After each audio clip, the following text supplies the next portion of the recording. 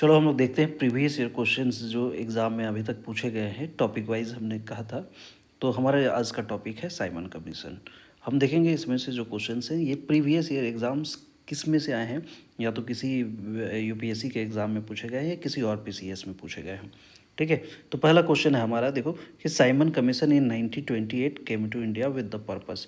अब Simon commission पे 3 question हैं, जैसे अगर आप वीडियो देखे होगे मेरे तो समझ में आया होगा साइमन कमीशन कब आया। तो साइमन कमीशंस पे पहला चीज़ है कि ये साइमन कमीशन ने जो अपनी रिपोर्ट जो है, साइमन कमीशन इस्टेब्लिशमेंट हुई 1927 में। इसने अपनी रिपोर्ट दी, सॉरी, ये इंडिया आया 1928 में और इसने अपनी रिपोर्ट दी है 1930 में। अब देखते हैं कि हमारे पास इसमें से क्या है। ये क्या पूछ रहा है कि साइमन कमीशन इन 1928 क्यों आया था। अब 1928 में इंडिया आया है, 1927 में इसकी इस्टेब्लिशमेंट हुई है। चलो इसको नोट कर लो कि इसकी इस्टेब्लिशमेंट 1927 में हुई है, 1928 में इंडिया आया है और 1930 में इसने रिपोर्ट दे दी। ये पूछ रहा है, ये यूपी पीसीएस में पूछा गया 1990 में कि इंडिया में क्यों आया था। तो पहला ऑप्शन से हमारा टू कंसिडर एडमिनिस्ट्रेटिव रिफॉर्म, चलो ठीक है देखते हैं। टू इम्प्रूव एजुकेशन, ठीक है। To improve agriculture sector, to evaluate military. अब मिलिट्री से तो कोई मतलब था नहीं इसको, एग्रीकल्चर से भी था नहीं कोई मतलब, एजुकेशन की ये बात कर नहीं रहा था। इंडिया में बेहतर एडमिनिस्ट्रेशन सिस्टम्स ये था, या जिसको इम्प्रूव करने के लिए ही साइमन कमीशन आया था। बहुत आसान से हैं, चलो आगे बढ़ते हैं इसको। ठीक है, नेक्स्ट, ये इसका बॉयकट क्यों किया गया। तो ये हम सब जानते हैं कि साइमन कमीशन में हेड कौन थे, जॉन साइमन। और जॉन साइमन के साथ में जो है और जो 6 मेंबर्स थे, टोटल मिला के ये 7 मेंबर्स थे। तो ये सारे के सारे मेंबर्स को क्या थे, ब्रिटिशर्स। इसलिए इस कमीशन का एक और नाम है क्या, वाइट कमीशन। ठीक है, तो वाइट कमीशन है तो इसको बॉयकट क्यों होगा। देखो ये 3 बार क्वेश्चन आ चुका है यूपी पीसीएस में, यूपी पीसीएस में और आईएएस 1990 में। तो क्या होगा ऑप्शंस, क्यों बॉयकट किया गया था। होप इससे क्लियर हो गया होगा। चलो देखते हैं। Congress felt that the people of India are entitled to swaraj, चलो इससे कोई मतलब नहीं है। There were no Indian members in the commission, ठीक ठाक लग रहा है। It supported the Muslim League, कोई मतलब नहीं है। There were difference among the members, ठीक है, इसका भी कोई मतलब नहीं है।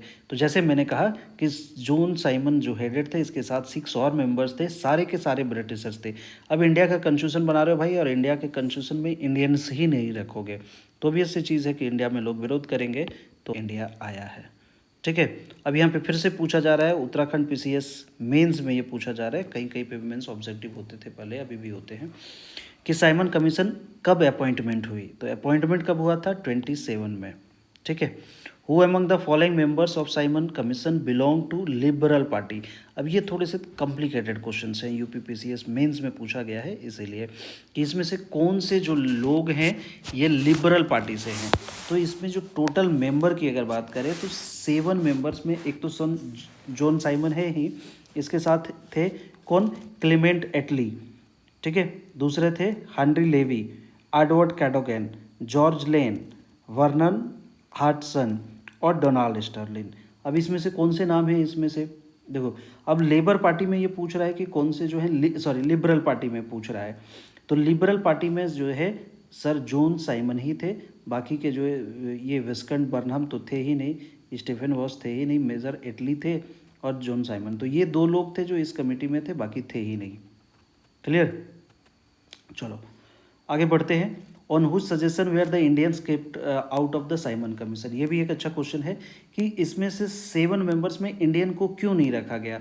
तो उस समय में वायसराय थे कौन, इरविन, ठीक है, लॉर्ड इरविन, जिसके साथ गांधी इरविन पैक्ट पड़े हो गए। तो इरविन ने रिकमेंडेशन दिया कि भैया इंडियंस को इसमें मत शामिल करो। चलो ऑप्शन हम देंगे, देखते हैं। लॉर्ड रीडिंग है, जेम्स फोग, ये तो 1919 में। जॉन साइमन तो ऐसा नहीं बोलेगा, कुछ ऐसा कुछ बोला नहीं है। लॉर्ड इरविन जो वाइसराय थे उन्होंने ही कहा। ठीक है, चलो नेक्स्ट है, with reference to Simon commission recommendation which one of the following statement is correct. अब ये 4 स्टेटमेंट देने 2010 के हैं, हाल के क्वेश्चन है। देखो कि क्या इनमें से कौन सा सही है। It recommended the replacement of directive with responsible government in the provinces, ठीक है, चलो ये तो सही है। इसमें तो ये सही था कि इस कमीशन ने कहा था कि जो डायरेक्टी के सिस्टम है डायरेक्टली मतलब डुअल गवर्नमेंट, इसको ख़त्म कर दिया जाए और प्रोविंसेस में रिस्पॉन्सिबल गवर्नमेंट लाया जाए, ये सही है। चलो और देख रहे हैं, इसमें से एक ही आंसर है, चूज़ तो करना नहीं है। आगे देखता हूँ। It propose the setting of inter provincial councils under home department, ऐसा कुछ नहीं था। Suggested the abolition of by cameral legislature at the centre, ऐसा भी नहीं था। It recommended the creation of Indian public service with a provision of increase पे, ऐसा पेमेंट वेमेंट बढ़ाने की कोई बात नहीं की गई थी। तो चलो 7 का ए सही है। Next, Lala Lajpat Rai was injured. Lala Lajpat Rai क्यों इंजर्ड हुए थे? क्योंकि साइमन गो बैक का नारा लगा। साइमन इंडिया आया कब? 1928 में। तो इंडिया में जो है साइमन गो बैक के नारे लगे। क्यों नारे लगे? क्योंकि जो है भैया कोई भी इसमें इंडियन मेंबर नहीं थे। तो अभी ऐसे कांग्रेस ने मीटिंग की, मीटिंग करने में जो है कहा गया कि कहाँ ये कांग्रेस की मीटिंग कहाँ हुई थी? मद्रास में। ठीक है, तो इस मद्रास के मीटिंग में कांग्रेस में डिसाइड कर लिया, ये ईयर 1927 में मीटिंग हुई थी, है ना, इसको ध्यान रखना। तो इस मीटिंग में इन लोगों ने डिसाइड कर दिया कि साइमन कमीशन का कोई भी फॉर्म होगा, कुछ भी होगा, हमें विरोध करना है। तो इसमें जो है विरोध कर रहे थे लाला लाजपत राय, तो ब्रिटिशर्स को गुस्सा आ गया। 2 बार क्वेश्चन पूछ चुका है देखो। तो गुस्सा आने के बाद क्या किया, इन्होंने लाठीचार्ज कर दिया, और लाठीचार्ज से रिजल्ट क्या हुआ कि इनकी डेथ हो गई थी। यहाँ पे पूछ रहा है क्यों इंजर्ड हुए थे। लाठीचार्ज इन प्रोटेस्ट टू साइमन कमीशन, पहला ही ऑप्शन मिल गया, दूसरा तीसरा आगे हम पढ़ेंगे ही नहीं, खत्म। ठीक है, लाला लाजपत राय को जो पंजाब केसरी भी कहा जाता है, अभी इसी के से क्वेश्चन पूछ दिया है कि पंजाब केसरी किसको कहा जाता है, तो लाला लाजपत राय। नेहरू रिपोर्ट कौन लाया है? चूँकि साइमन कमीशन जो है कह सकते हैं कि इंडियन को लगा कि ये बकवास सा है, क्या है नहीं है, इनको रिपोर्ट रिजेक्ट कर दिया गया। तो उन्होंने बोला भैया अपना रिपोर्ट बना लो, तुम लोग अपना कंस्टिट्यूशन बना लो। तो इसको रिस्पॉन्स करने के लिए जो है नेहरू रिपोर्ट बनाया गया। ठीक है, तो इसको कौन बनाया था? ओबियस चीज़ है, जवाहरलाल नेहरू तो बनाएंगे नहीं, मोतीलाल नेहरू ही बनाएंगे। Next, who among the following had demanded for the dominion states for India, इनमें से किसने डोमिनियन स्टेट की डिमांड की? तो एकदम सिंपल से है, तेज बहादुर सप्रू और जयकर, इसको समझाने का कुछ है नहीं कि डोमिनियन स्टेट्स का अब मतलब क्या होता है। डोमिनियन का मतलब एक गवर्नमेंट होगी जो दो कह सकते हैं कि दो तरीके से गवर्नमेंट का डिसीजंस होगा, कि गवर्नमेंट कुछ मामलों में इंडिपेंडेंट होगी, कुछ पे ये जो जैसे एक ब्रिटेन होगा, तो ये ब्रिटेन क्या करे, और ये इंडिया सपोज है, तो ब्रिटेन क्या करेगा कि पूरे के पूरे जो है इसको कैप्चर नहीं करेगा। कुछ मामलों में ऐसा नहीं कर सकते, मतलब ऐसा समझ लो कि ये इंडिया है, कुछ मामलों में इंडिया इंडिपेंडेंट होगा, कुछ मामलों में ब्रिटेन इंडिपेंडेंट होगा, या वो अपने मतलब ब्रिटेन इंडिया पे डिसीजंस लेगा। Okay, next, in which of the following session Muslim League M A Jinnah put for 14 point proposal. तो ये जो कौन से कांग्रेस के सेशन, मुस्लिम लीग के सेशंस में जो है एम ए जिन्ना ने जो है ये 14 प्रपोजल लिया था। ठीक है, तो चलो ऑप्शंस देखो, इसमें से जो है ये इसी के रिलेटेड थे। तो 1929 में ऐसा कुछ हुआ था, ये मणिपुर पीसीएस में आए थे, यूपीएससी में आए हैं। चलो आगे बढ़ते हैं। The radical wing of Congress party with Jawaharlal Nehru as one of main leaders founded the independence for India league in opposition to. अब इसमें से क्वेश्चंस देखो कि कांग्रेस की जो है कांग्रेस पार्टी जो है जवाहरलाल नेहरू के साथ या और भी जो लोग थे, इन लीग जो है ये कौन से काम कर रही थी, ये किसके सपोर्ट में काम कर रही थी। चलो इसको मैं फिर से रिपीट कर देता हूँ कि radical wing of the Congress party with Jawaharlal Nehru as one of main leader founded the independence for India.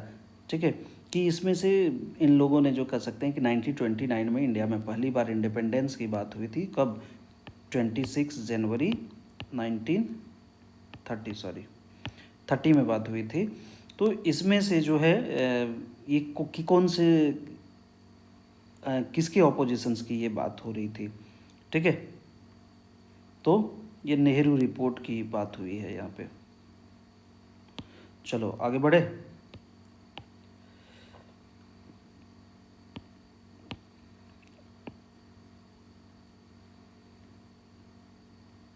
इधर हम लोगों ने कर लिया 13 तक। नेक्स्ट,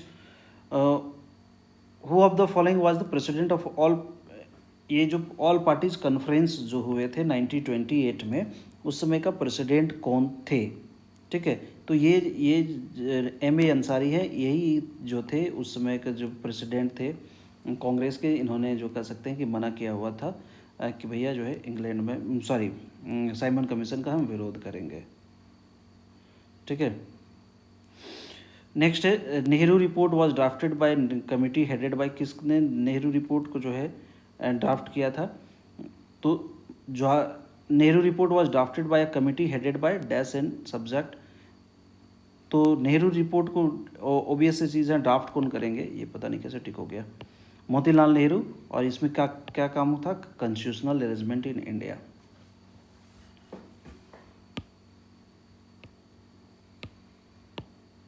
देखो नेक्स्ट क्वेश्चन है, Nehru report was drafted bye committee. Nehru report अभी हम लोगों ने पढ़ा किसने बनाया था? तो मोतीलाल नेहरू एंड जवाहरलाल नेहरू। नहीं, दोनों तो थे नहीं, जवाहरलाल नेहरू नहीं थे, फिर यहाँ पे जवाहरलाल नेहरू तो थे नहीं, केवल मोतीलाल नेहरू थे। और ये काम क्या कर रही थी? सब्जेक्ट क्या काम कर रही थी? India's relationship with British empire. Relation थोड़ी बनाने थे, कॉन्स्टिट्यूशनल अरेंजमेंट इन इंडिया। यहाँ पे देखो India's relationship with British empire होगा नहीं, कॉन्स्टिट्यूशनल अरेंजमेंट इन इंडिया ये होंगे। चलो आगे बढ़ते। Which of the following statement are true about Simon commission? इसमें से 4 स्टेटमेंट हमें पढ़ के देखना है कौन सा सही है। It was appointed to inquire into the working of 1919 act. चलो ठीक है, मान लेते हैं ये सही है। हमें पता है कि 1919 में एक एक्ट आया था, मोंटेग्यू चेम्सफोर्ड एक्ट। उस एक्ट में कहा गया कि भैया भारत के लिए अगला जो है 10 सालों में कॉन्स्टिट्यूशन आएगा। It was headed by John Simon. ठीक है, सही लग रहा है मेरे को। आगे बढ़ते हैं। ठीक है। It recommended a federal form of government. ठीक है, ये भी अच्छा बोला कि फेडरल सही है। It was oppose by Indian leaders, तो सही है। सपोज मान के चलो कि ये 2-3 तो क्लियर ही है कि 1919 एक्ट में ये बनाया गया। ठीक है। हेडेड बाय जॉन साइमन, ये भी सही है।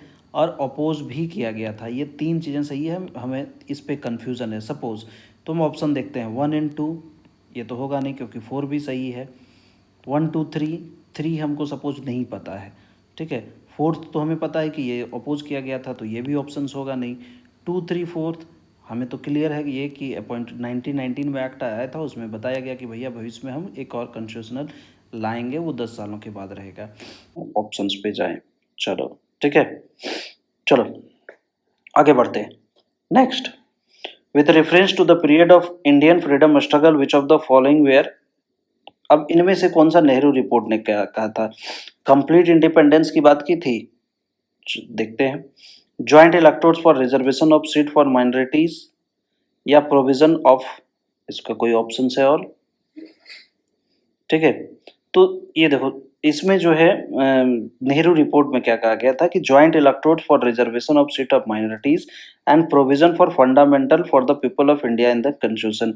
तो 2 और 3 जो है हमारे दोनों सही होंगे, ये 2011 में पूछे गए हैं।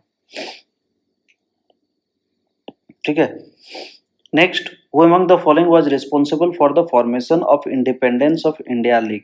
इनमें से जो है who among the following was responsible for the formation of independence of India league in 1928? तो ये क्लियर है कि इनमें से कौन से जो है रिस्पांसिबल थे?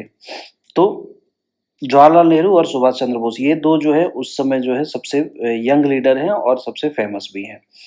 नेक्स्ट, अच्छा ये जयप्रकाश नारायण तो बाद में आएंगे, नरेंद्र देव ये सब उतने फेमस नहीं रहे इन सारी डिमांड में। कि कांग्रेस ने साइमन कमीशन को बॉयकॉट किया, रीजन पूछ रहा है कि Simon commission did not have a single, तो दोनों सही हैं, इसमें कोई दिमाग नहीं लगाने। ठीक है, चलो last, protested led by Lala Lajpat Rai was organised in against Simon commission. Simon commission did not have a single, कोई दिमाग नहीं लगाना है ए। तो चलो उम्मीद है कि सब ठीक लगा होगा, इधर के क्वेश्चंस में डाउट नहीं रहे होंगे।